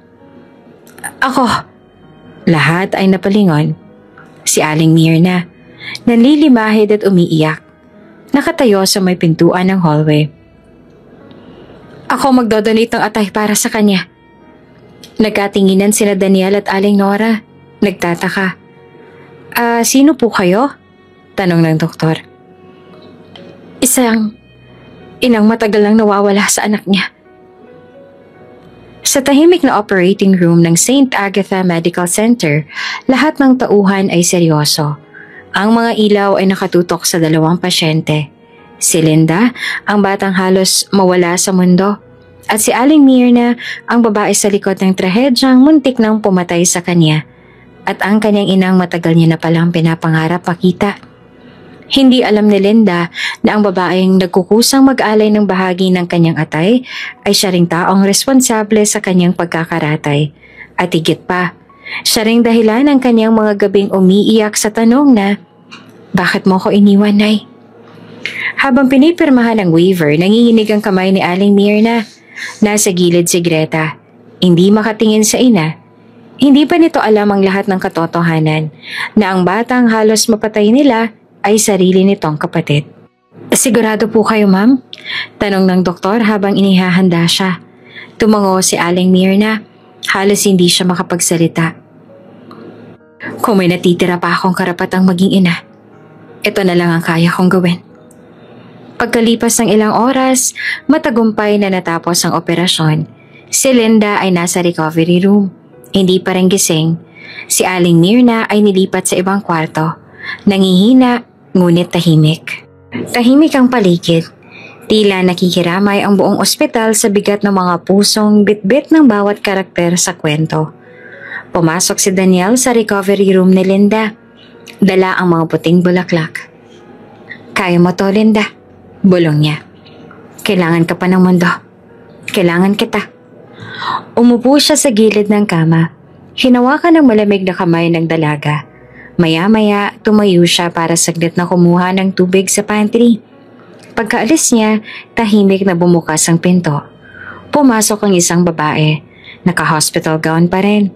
Mahina ang lakad, may benda sa tiyan. Si Aling Mirna. Nilapitan niya si Linda. Tiningnan ng anak na halos hindi niya na nakilala at ngayon nakaratay sa kanyang harapan. Hinaplos niya ang buhok nito. Anak, patawad. Dahan-dahan siya naupo sa tabi nito. Doon, dahan-dahan siyang napaiyak. Hindi maingay, hindi hysterical.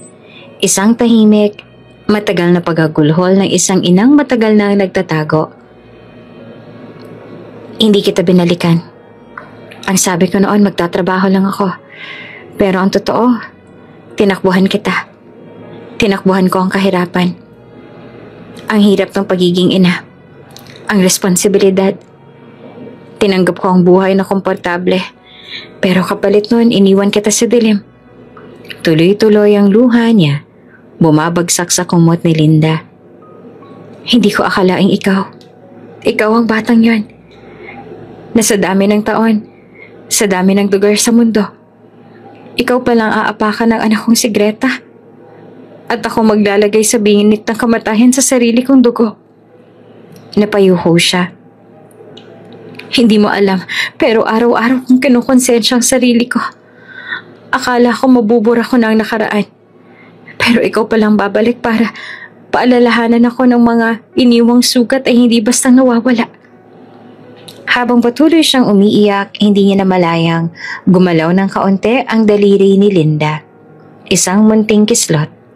Sa loob ng katahimikan ni Linda ay may mga tunog siyang naririnig. Mahihinang ugong, tila iyak ng isang babae. Hindi niya maaninag ang itsura nito, pero ang boses, pamilyar. Anak, patawad. Parang dago kayon sa kanyang puso. Naaalala niyang huling gabi bago siya iniwan ng kanyang ina. Isang madilim na bagyo, isang halik sa noo, at isang pangakong, babalikan kita. Ngunit hindi ito natupad. Ngayon, naririnig niyang muli ang mga tinig na iyon. Nangihina pero puno ng pagsisisi. Nagpipilit bumukas ang kanyang mga mata. Parang may bigat ang taluka pero gusto niyang makita kung sino ang may-ari ng tinig. Sa kanyang panaginip, isang babae ang lumalapit. May hawak na panyo, umiiyak habang tinatakpan ng bibig. "Ma," bulong ni Linda. Hindi niya alam kung sa isip lang ba o sa aktwal. At pagkatapos, dumilim muli ang lahat. Lumabas si Aling Mirna ng kwarto. Humawak sa pintuan at huling beses na tumingin kay Linda. "Mahal kita, anak. Sana sa pagising mo, may lakas ka pang patawarin ako." Pagbalik ni Daniel, inabutan niyang may basa sa una ni Linda. Akala niya'y pawis lamang. Ngunit nang haplusin niya ang gilid ng pisngi nito, may bakas ng luha. Napakunot ang kanyang noo. "Linda, umiiyak ka?" Hawak niya ang kamay nito. Sa isang siglap ay naramdaman niyang bahagyang pagpisil. Nanlaki ang mga mata niya. "Linda," dahan-dahang bumukas ang mga mata ng dalaga. Manipis ang paghinga, ngunit buhay. Nangiti si Daniel habang pinipigilan ang sariling hindi umiyak sa tuwa. "Linda, nandito lang ako." Wala pa ring salita ang lumalabas sa bibig ng dalaga. Pero sa mga mata nito, malinaw ang mensahe. "May naririnig ako. Isang tinig na mahalaga." Hindi mapakali si Linda habang nakaupo sa ospital. Kahit gising na siya at unti-unti nang nakakaramdam ng lakas, mas matindi ang sakit na nararamdaman niya sa loob kaysa sa katawan. Sa isang maliit na envelope na inaabot ng nurse ay naroon ang medical consent form at nakalagay roon ang pangalan ng taong nag-donate ng atay sa kanya. Mirna Alcantara. Nanlaki ang kanyang mga mata. "Alcantara?" bulong niya. Hindi maaaring magkamali. Iyon ang apelyido ng kanyang ina. Mula pagkabata, kahit malabo ang alaala, hindi niya malilimutan ang mga dokumentong dati niyang nakita bago pa siya iniwan.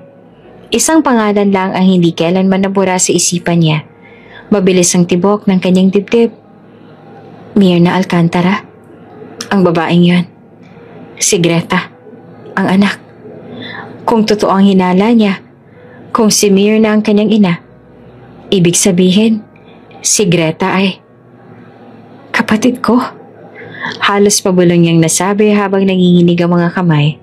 Pumasok si Daniel, may dalang pagkain at gamot. Pero napansin agad niya ang pamumutla ni Linda. "Linda, bakit ka ganyan?" Tahimik lamang si Linda. Tumutulo ang luha niya nang hindi siya nagsasalita. "Linda, anong nangyari?" Tanong ni Daniel habang mabilis na inilapag ang hawak. Dahan-dahang iniabot ni Linda ang papel sa kanya. Binasa ito ni Daniel at nagulat. "Mirna Alcantara.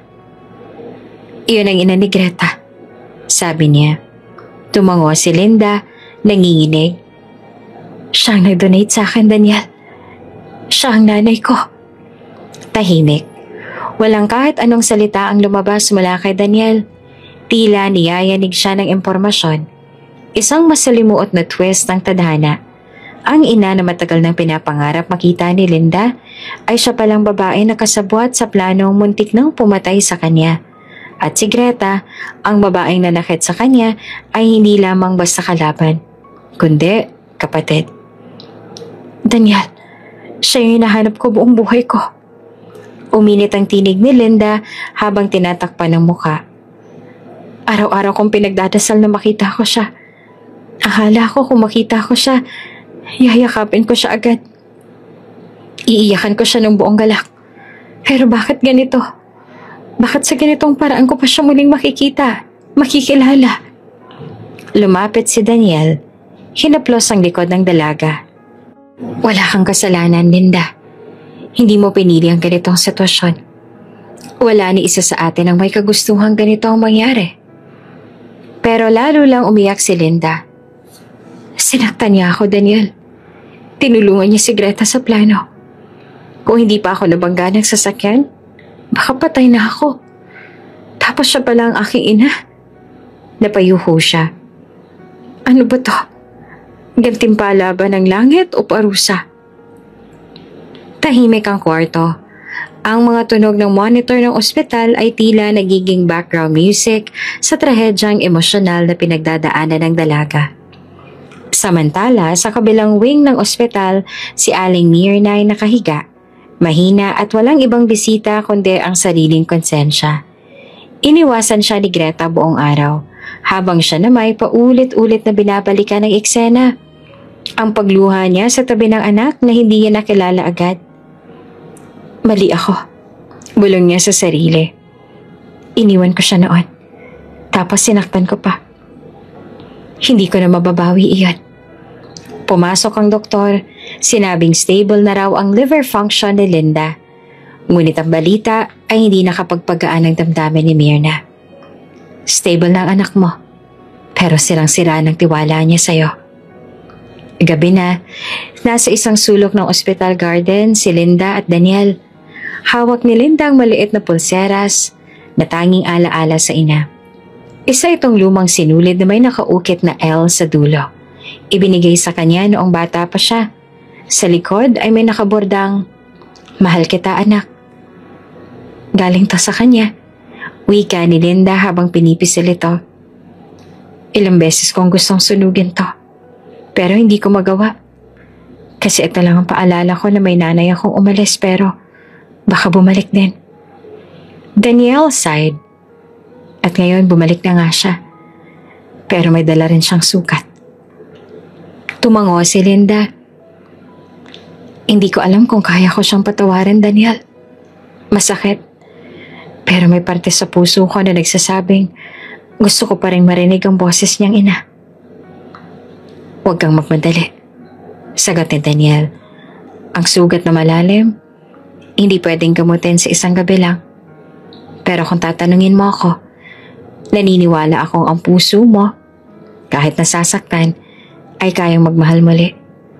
Hindi dahil mahina ka, kundi dahil ikaw si Linda.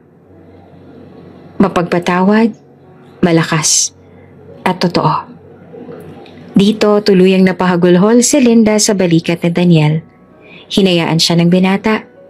Tahimik lang siyang yakap ng yakap. Walang salita, walang tanong. Isang sandaling puno ng sakit, galit at lungkot. Pero sa likod nito, nandoon pa rin ang pag-asa na kahit wasak ang pamilya, maaaring muling buuin.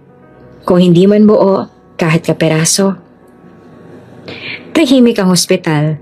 Sa bawat hakbang ni Linda papunta sa silid ni Aling Mirna, ramdam niya ang bigat sa kanyang dibdib. Hindi dahil sa kahirapan ng katawan, kundi sa bigat ng emosyon, galit, lungkot at isang maliit na bahid ng pag-asa na baka, kahit papaano, maaayos pa. Pagbukas ng pinto, bumungad sa kanya ang matandang babae. Payat, maputla at tila mas matanda pa sa edad nito. Si Aling Mirna, ang babaeng minsang muntik nang pumatay sa kanya at ngayon ay siya ring nagligtas sa kanya. Tahimik silang nagkatinginan.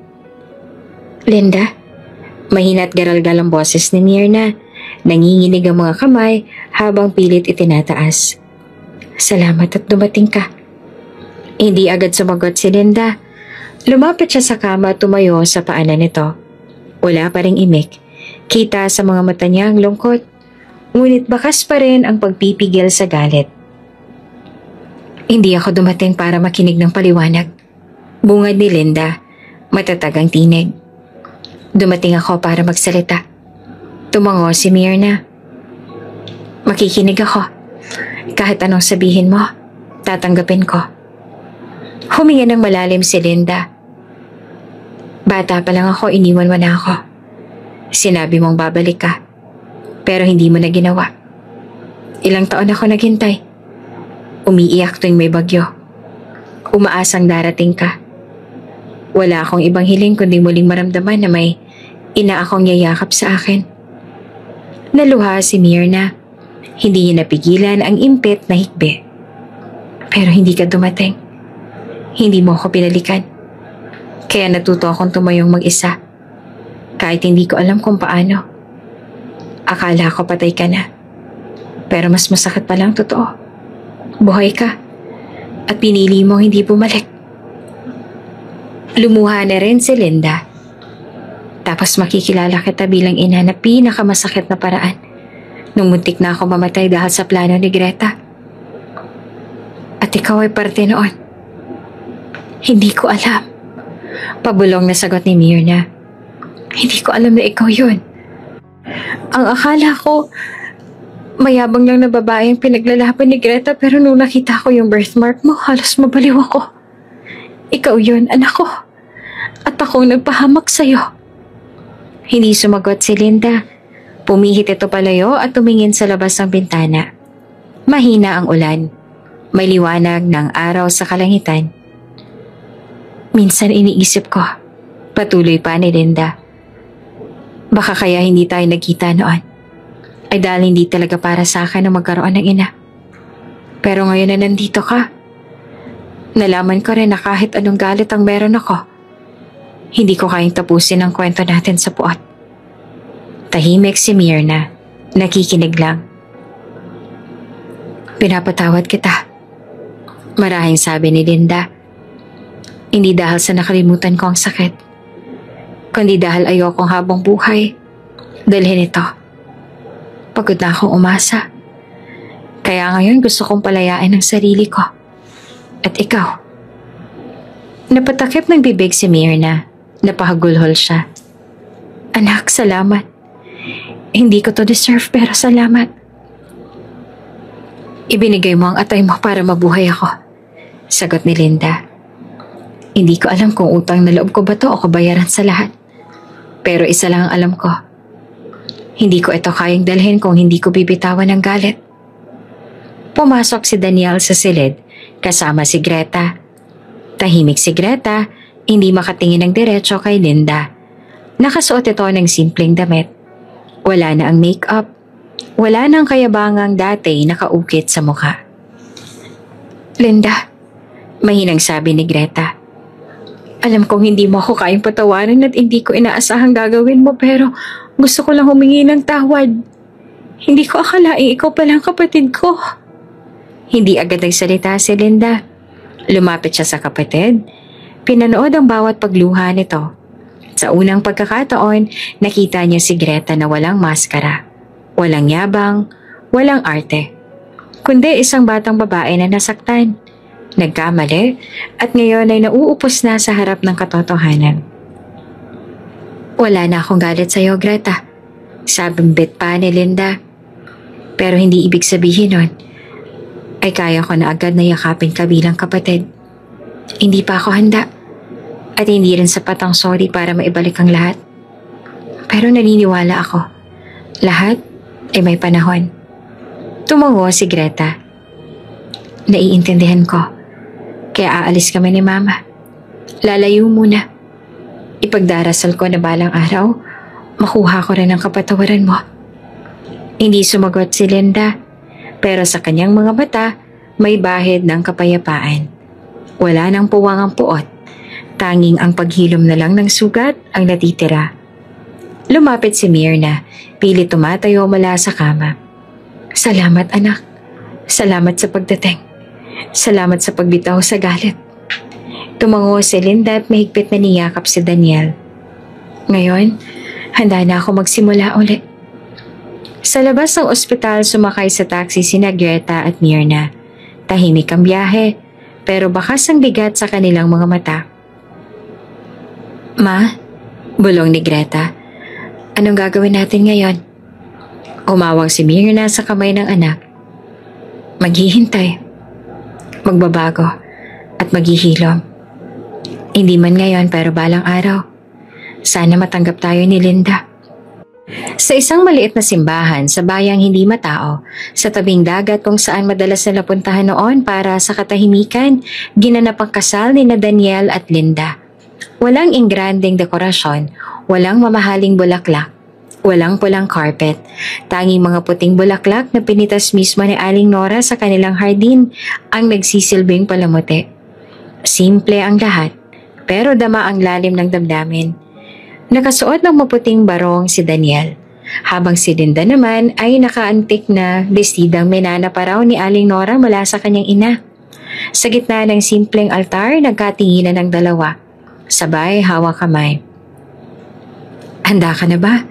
Tanong ni Daniel at bahagyang kinabahan ngunit nagniningning ang mga mata. Tumango si Linda. May luha sa gilid ng kanyang mga mata. Matagal na. Nagsimula ang seremonya. Si Aling Nora ang naglakad kay Linda patungong altar. Bagamat hindi siya ang tunay na ina nito, para na rin siyang naging ina sa puso at gawa. Sa mga upuan, ilan lang ang naroon. Mga batang tinulungan ng Monteverde Foundation, ilang dating kasambahay na naging kaibigan ni Linda, at si Father Tomas, ang paring nagbigay sa kanya ng kandungan noong mga panahong naguguluhan siya sa buhay. Wala na ang mga taong mayayaman, wala na ang mga social media influencers, wala na ang press. Pero ang hindi nila alam, ang kasalang iyon ang magiging pinakamakabuluhan sa lahat. Nang oras na ng panunumpa, kinuha ni Daniel ang kamay ni Linda at taimtim na nagsalita. Linda, sa dinami-rami ng pinagdaanan natin, sa lahat ng pagsubok, ikaw ang nanatili. Hindi ikaw ang pinakamaingay sa silid. Hindi ikaw ang palaging nasa gitna ng atensyon. Pero ikaw ang tinig na kailanman ay hindi ko makakalimutan. Tahimik, totoo, at matatag. Lumuha si Linda at nanginginig ang boses sa emosyon. Daniel, hindi ko akalaing darating ang araw na to. Minsan akala ko sa lahat ng bagyong pinagdaanan ko ay palagi na lang akong ilulubog. Pero dumating ka at naging liwanag ka. Salamat sa pagmamahal mo. Salamat sa pagpili sa akin. Kahit maraming beses akong hindi pinili ng mundo. Pumalakpak ang ilan sa mga panauhin. Napaluha si Aling Nora, si Father Tomas at pati ang batang si Carla, isa sa mga scholar ng foundation na matagal nang tinitingala si Linda. Sa dulo ng seremonya, nagpalitan sila ng singsing. Hindi mamahalin, walang brilyante, kundi simpleng singsing na inukita ng salitang tiwala. Tiwala na kahit anong mangyari, hindi mo ako iiwan, bulong ni Daniel. Tiwala na kahit may bagyo, andyan ka pa rin, sagot naman ni Linda. Sa bisa ng aking tungkulin, ani Father Tomas, idinideklara ko kayo bilang mag-asawa sa harap ng Diyos, ng inyong mga kaibigan at ng inyong mga sarili. Nagpalakpakan ng lahat. Hinalikan ni Daniel si Linda sa noo, bago sa labi. Mahigpit, totoo. Puno ng pag-asang hindi na sila kailanman bibitiw sa isa't isa. Matapos ang kasal sa halip na reception sa mamahaling hotel, nagkaroon ng salo-salo sa tabing dagat. May inihaw na isda, binalot, sinigang at paboritong ulam ni Linda. Ginataang langka na si Aling Nora mismo ang nagluto. Nagpakita ng sayaw ang mga bata. Tumugtog ng gitara si Daniel habang si Linda naman ay tinuruan silang umawit. Simula ng panibagong yugto ng kanilang buhay. Simple pero masaya. Sa tabi ng bonfire habang tahimik na nanonood ng mga bituin, bumulong si Daniel kay Linda. Masaya ka ba? Ngumiti si Linda. Sobra. Hindi ko akalaing darating ang araw na mararamdaman kong buo ako ulit. Ngayon, buo na tayo, sagot ni Daniel. Hindi kailangan ng kayamanan para maging masaya. Kailangan lang ng taong marunong magmahal. Napayakap si Linda sa kanya. Sa dulo ng gabi, habang nagsasayawan ng mga bisita, pinanood ni Linda ang alon sa dagat. Minsan siyang nalunod sa sakit, sa takot, sa galit. Pero ngayon, sa bawat hampas ng alon sa buhangin, alam niyang kaya niya nang sumabay. Hindi na siya alipin ng nakaraan. May bago na siyang pangalan. Hindi dahil kinasal siya, kundi dahil muli siyang ipinangalak bilang isang babaeng natutong magmahal, magpatawad, at tumanggap ng sarili. Hindi pala ako iniwan ng mundo, bulong niya sa sarili. Minsan lang talaga, kailangan mapagdaanan ng bagyo para makita ang liwanag.